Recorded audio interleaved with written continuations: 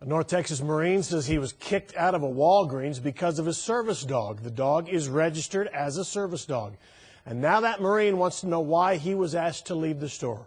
It's a story you'll see only on Fox 4 and Zahid Arab is in Mesquite near that Walgreens. Zahid.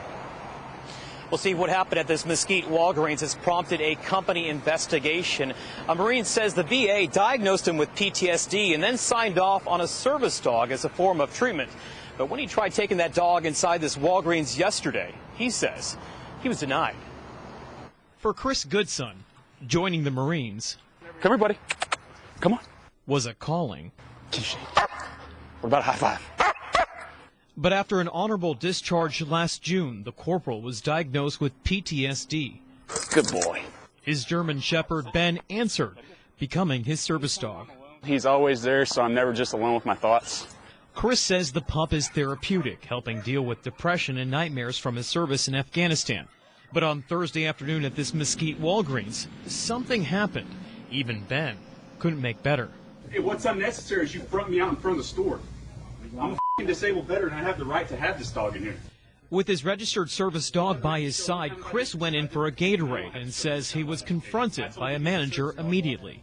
He could have walked up and discreetly asked me, is it a service dog? But he didn't. Instead, Chris says the manager asked them to leave. Ben wasn't wearing a service vest because it was too hot. But Chris says he did show the manager his dog's special tag and ID card. Everything I was telling him, he was just blowing it off. But it wasn't enough. Chris says the manager confronted him 3 times, then followed him around the store, escalating to the point that his wife started recording cell phone video. I told you he's a service dog. Why don't you off, sir?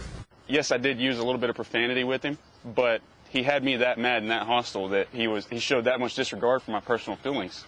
There doesn't have to be any sort of vest or any sort of markings on the service animal to say that it's a service animal to be in compliance with the ADA. Attorney Pete Schulte advises businesses to ask only 2 questions to people who bring in animals. Is it a service animal, and what is it trained to do? We tell a lot of businesses, don't even ask. If they say it's a service animal, as long as it's being obedient and it's not out of control. Are you happy? Are you happy? It's not a big deal to Ben, but Chris says it's important to call attention to what happened. Anybody, not just veterans, anybody with a service dog, anybody with a disability, you shouldn't treat them like that.